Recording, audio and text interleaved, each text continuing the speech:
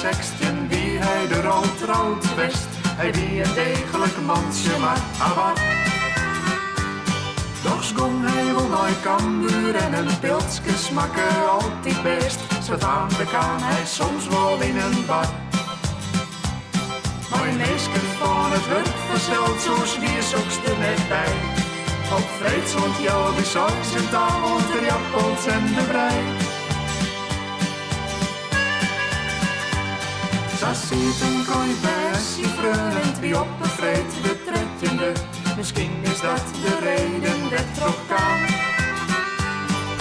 In het hier als Orenbrun café en daar zich koin in een hoekje een machtig mooie vaan. Het weer, al klonk dat wel wat grof, vond hij een lekker stuk. Hij dacht wat kind me schelen, ik probeer je in de luk.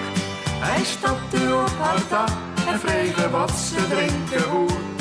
Dat weer first een begin, hij zeer wel hoe er verder zo.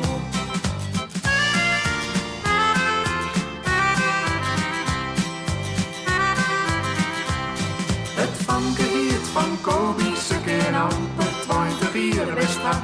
En in haar eigen weer kuimper een oostroek. Zat hij de zieltje hoe haar mooie strik voor en een jaske om. En lekker kreeg ze val naar wienenbroek. Hij haar vregen de Chinezen wist zij net wat ze zoekt. Ze zei wel dat hij trouwt wie en ze wist net wat hij voelt. Chinezen, ja dat is goed, maar kamerek wat efter was. Dat wie hij woont verkeerd adres, dat die ze net om mij.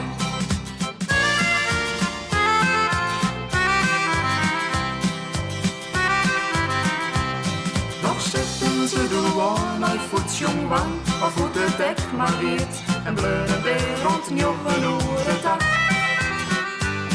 De darren doe weer in een kroeg, werd koin van oma driester waar, en dus weer ze Kobi woe naar huis.